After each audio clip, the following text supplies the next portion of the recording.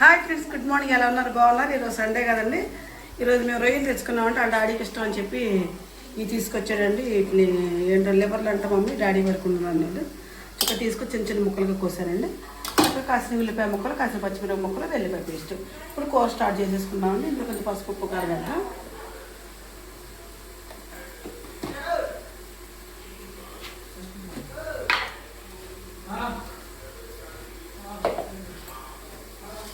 ఇది కొంచెం పసుపు, ఉప్పు, కారం వేసి మంచిగా ఇట్లా కలుపుకొని 5 నిమిషాలు పట్టుకుంటున్నాను. ఎందుకంటే ఉప్పు, పసుపు, కారం పడుతుందంటే ఆ డాడీకి ఇష్టమే కేవలం తీసుకొచ్చాడండి ఈరోజు. అప్పుడు డాడీ కూర వేసుకుంటారని మన ఆలోచనతో తీసుకొచ్చాడు. ఉల్లిపాయలు అయితే కోసేస్తాం కదండి. ఫస్ట్గా పచ్చిమిరపకాయలు వేసేస్తాం.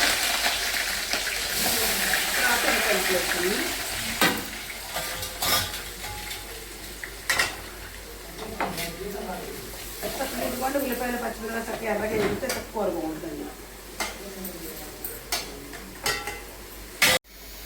ఇదిగోండి ఉల్లిపాయలు, పచ్చిమిరపకాయలు వేగినాయి కదా అంటే ఇప్పుడు కొంచెం అల్లం వెల్లుల్లి పేస్ట్ వేసానండి. వేగిన తర్వాత అప్పుడు మనం ఆ లివర్ ముక్కలు వేసుకున్నాం.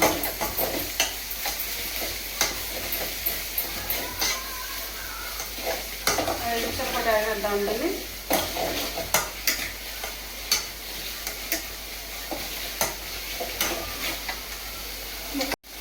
ఉప్పు, పసుపు, కారం కలిపేసాం కాబట్టి మంచిగా ఉంటుందండి కూర.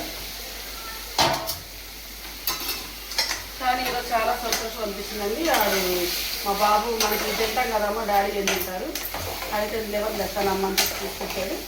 చక్కగా ఆ డాడీ చాలా సంతోషం అండి. అలా డాడీకి అయితే ఇది కూడా చక్కగా ఈ విధంగా 5 నిమిషాల పాటు మనం మగ్గరించుకుందాం. ఇది కూడా చక్కగా లివర్ కర్రీ కూర చూస్తే చక్కగా చిన్న మంట మీద చక్కగా ఉడుకుతుంది.